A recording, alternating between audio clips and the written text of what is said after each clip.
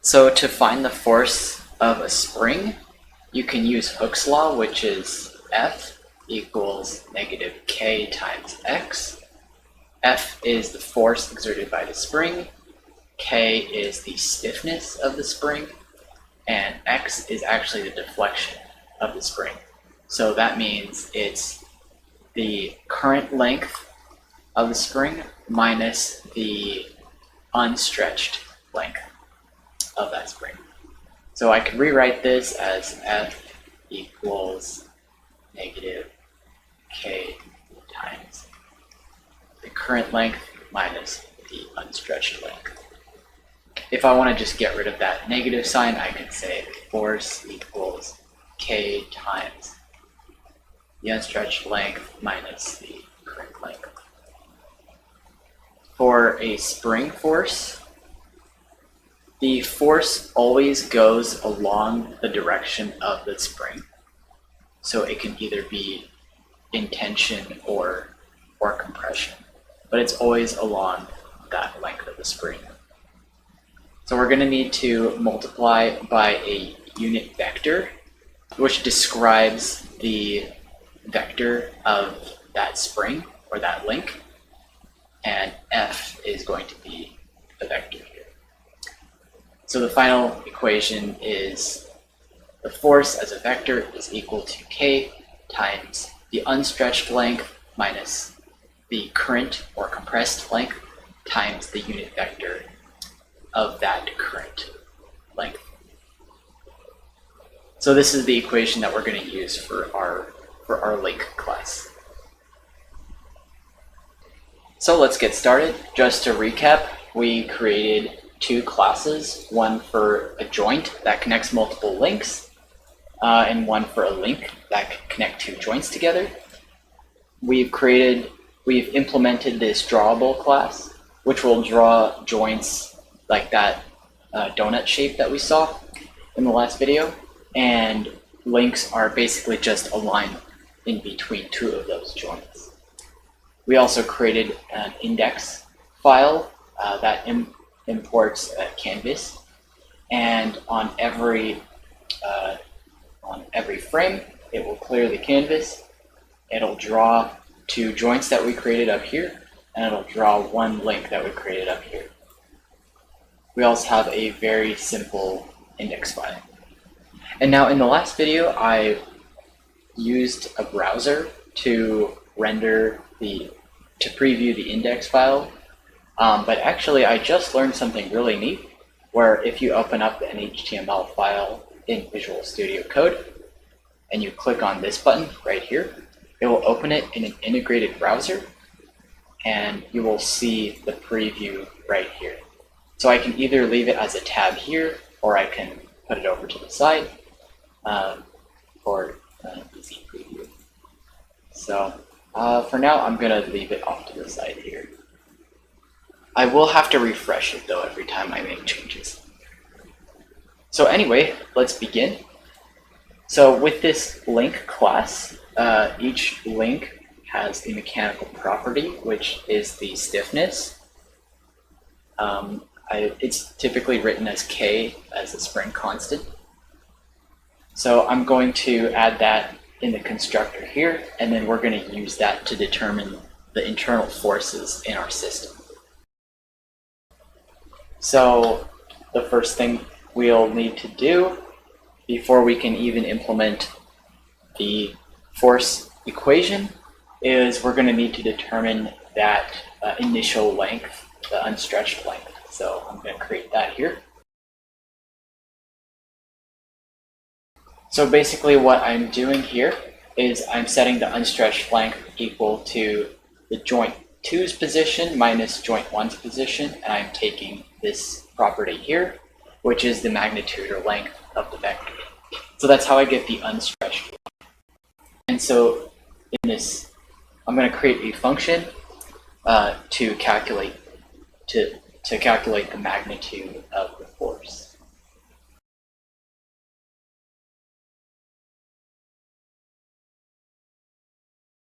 Again, here is the formula to determine the current length, which is almost identical to the formula to find the unstretched length.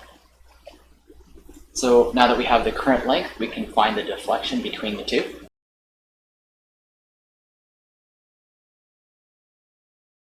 So now we have the scalar form for the force, which is just a number. And so we know that a force is actually a vector, and so we are going to have to convert this into a vector somehow. And so the forces on joints 1 and 2 are actually opposite. So for example, if this spring was under compression, it would be pushing up on joint 1 and pushing down on joint 2. And so we're going to have to model that with two different vectors here.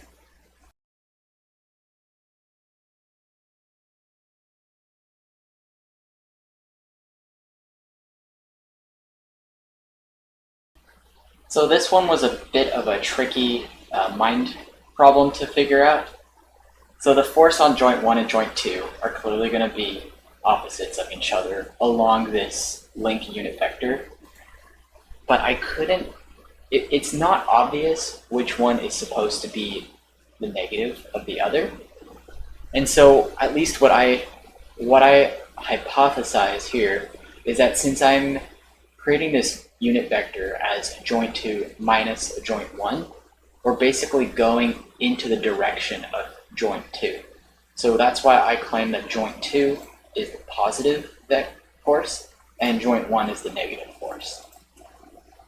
So we're going to just, as we build this out more and more, we're going to be able to actually run some simulations, and then we'll see if this is correct or if we're going to have to swap it.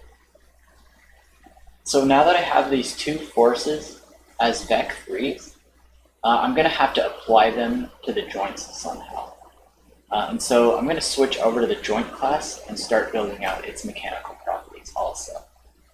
And so each joint is basically modeled as a point mass. And so I'm in this constructor here, I'm going to have to add a mass property. I'm also going to add a momentum. And I'm just going to create all of these joints starting out with no momentum. So basically nothing is moving, everything is in a steady state. So now that we have a mass and momentum, we're going to want to be able to apply forces to it and see how it reacts. In order to keep track of all the forces we apply, I'm going to add an internal force in here. But this isn't the force that the joint is exerting. It's actually going to be the sum of the forces exerted on the joint. And this one is also going to start out at 0, 0. So to apply a force, I'm going to create a new function in here. So basically, all we're doing with this function is we're just adding up all of the forces that are applied, this function is going to be called by other classes. So this is basically the totalizer right here. Then we're also going to want to compute the laws of motion. So basically what we just did here is that we implemented Newton's second law, which is normally written as F equals ma, but is actually force equals the change in momentum with respect to time. So when you rewrite that, you can say that P, or momentum, is equal to F, or the change in momentum, is equal to the force times delta T. And so now we have the current momentum. And so we're going to have to convert this momentum into a velocity and then to a position.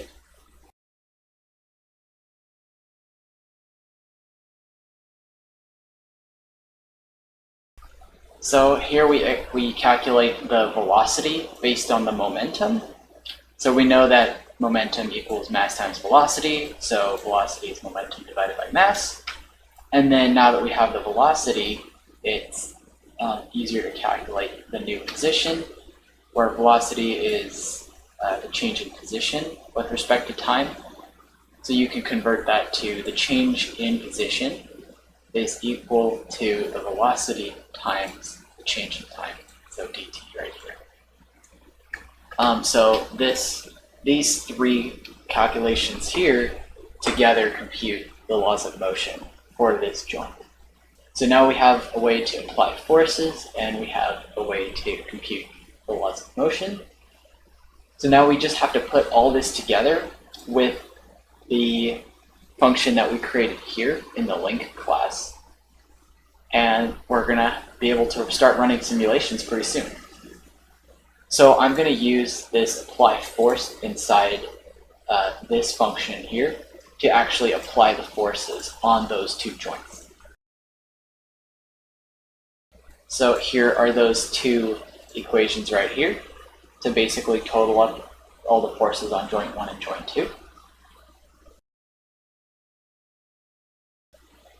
And now I have some errors in my index class because I need to add the mechanical properties inside the constructors. In my loop function here, I can apply the forces from each link, and then I can compute the motion for each joint. So when I run this, I actually expect it to not do anything just yet, because this system is in equilibrium. We haven't added any external forces or gravity or anything like that. So let me just go ahead and run this. And we see the system here is stable, nothing is moving. So everything seems to be working fine. So now let's try to add some external forces. So if I want to add gravity to each joint, I'm going to create a separate function for that just to add some gravity. So in here I've defined a force of gravity, which doesn't have any x component, but the y component is mass times the gravitation constant. So you might recognize this as F equals mg, or negative mg, which represents the force of gravity. And so now I'm going to have to call this function in my index file. So now when I run this, I expect the entire thing to just start to fall, which is actually not happening right now. So there could be some other issue. All right, my problem was twofold. So first of all, I actually forgot to run BunDev to start compiling in watch mode. So that was part of the problem. But even with that, I was still getting a blank screen right after it loaded.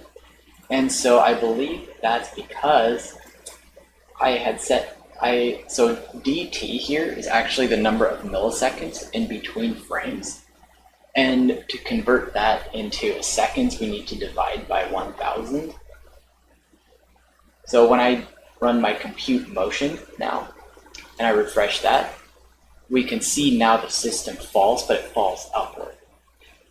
So that's the second problem. Actually, I guess I had a third problem.